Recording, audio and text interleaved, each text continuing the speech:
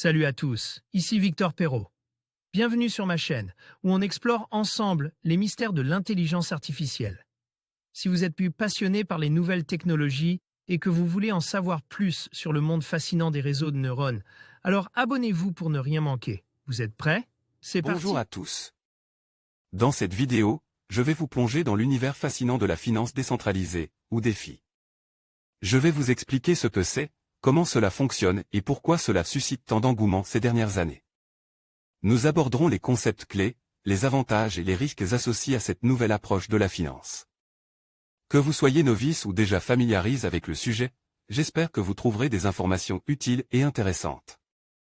Alors, restez avec moi pour découvrir ensemble le monde du DeFi. La DeFi, ou finance décentralisée, désignait toute une série des applications financières à même de rendre les citoyens indépendants des banques, des assurances et autres institutions et aussi, dans une certaine mesure, des États. À l'origine des applications de la DeFi se trouve une caractéristique de la crypto-monnaie Ethereum, les smart contracts. Ceux-ci permettent d'associer un programme informatique à une monnaie donnée. Or, le point clé des applications de la DeFi est qu'elles ne sont pas liées à une entreprise donnée, elles reposent uniquement sur des smart contracts. Une fois que l'application a été programmée, elle fonctionne par elle-même. Il en résulte donc des frais minimes pour l'usager puisqu'il n'existe pas de structure à entretenir, de bureau à louer, d'intermédiaire à rémunérer. Par ailleurs, les procédures d'inscription sont réduites au strict minimum. En résultat, une assurance basée sur la DeFi va coûter fort peu cher et se montrer d'une souplesse inconnue dans le monde réel. Pour qu'une application de la DeFi puisse prendre son essor, il est nécessaire que des utilisateurs soient spontanément intéressés à y participer, à y investir leurs ETH, Ethereum, BNB, la monnaie de Binance, ou autres cryptos. À cette fin, dans une application de la DeFi, des règles sont édictées dans le smart contract afin de récompenser ceux qui participent à l'application en question. Par ailleurs, ceux qui investissent dans la crypto-monnaie liée à une application donnée reçoivent des jetons de gouvernance, qui les autorisent à voter sur les évolutions de l'application. Ethereum, une crypto-monnaie impliquée dans la DeFi, finance décentralisée. 4ox Productions, Adobe Stock comment MakerDAO a donné naissance à la DeFi. L'univers de la DeFi a pris naissance le 18 décembre 2017 avec une application baptisée MakerDAO. Celle-ci propose un stablecoin, le DAI, soit une crypto-monnaie dont la valeur est toujours égale au dollar, un DAI égale $1, que soient les circonstances. Quelques années plus tôt, en 2014, la société Tether avait fait sensation en proposant le tout premier stablecoin, l'USDT. Quelle en était la logique? De pouvoir offrir une monnaie stable dans l'univers fort mouvant de la crypto-monnaie. Là où Bitcoin, Ethereum et autres Cardano ont pu faire des montagnes russes, l'USDT a une cotation qui est toujours égale à $1. Pour garantir cette parité USDT-dollar, Tether affirme avoir mis en réserve 1,8 milliard de dollars. On appelle une telle garantie le collatéral. Suite à diverses actions en justice, il s'est avéré que cette affirmation n'avait pas toujours été vraie. Il reste que l'USDT a su gagner la confiance des investisseurs et figure habituellement dans le top 5 mondial des crypto-monnaies.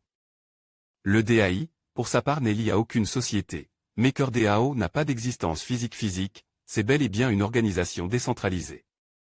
Sa parité avec le dollar est garantie par des ETHs investis par les participants à l'application. L'émergence des APPS de la DeFi. Le succès de MakerDAO a donné naissance à un grand nombre d'applications liées à la finance et reposant pareillement sur des smart contracts. Chacune révolutionnait à sa façon l'activité concernée.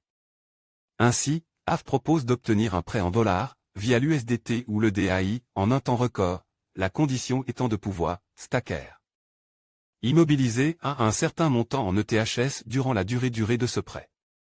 Dans des pays comme l'Argentine où l'accès à des prêts bancaires en dollars n'est pas aise, il y a là une solution potentielle. Compound, pour sa part, propose de l'épargne rémunérée avec des taux d'intérêt parfois très élevés. Sur un DEX ou place de marche décentralisée telle que Uniswap, on peut échanger des crypto-monnaies entre elles avec des frais bien moins élevés que sur les équivalents centralisés tels que Coinbase ou Kraken. Et les optimiseurs de rendement tels qu'on en trouve sur Farm. Army propose des placements pré-programmes potentiellement hyper juteux, tout se passe comme si l'on disposait d'un trader intelligent à son service. Par sa souplesse, la DeFi ouvre la voie à des applications qui n'existent pas dans le monde réel. Par exemple, contracter une assurance pour un seul vol en avion, acheter une part d'une propriété avec locataire et toucher un loyer en proportion de ce que l'on a investi. Ou encore, investir sur une fraction d'actions Apple ou Tesla. À long terme, la DeFi pourrait rendre obsolète un grand nombre d'activités nécessitant de passer par des intermédiaires, de verser des commissions à des brokers, courtiers ou autres gestionnaires de droits. En conclusion, la finance décentralisée, ou DeFi, représente une révolution dans le monde financier en offrant des services accessibles à tous, sans intermédiaire. Grâce à la technologie blockchain, elle permet une transparence et une sécurité accrues, tout en favorisant l'innovation. Que vous soyez un investisseur chevron ou un novice curieux, il est essentiel de comprendre les enjeux et les opportunités que le DeFi peut offrir. Restez informé et explorez ce nouvel univers qui redéfinit notre rapport à l'argent et aux services financiers. Merci de votre attention et à bientôt pour de nouvelles découvertes.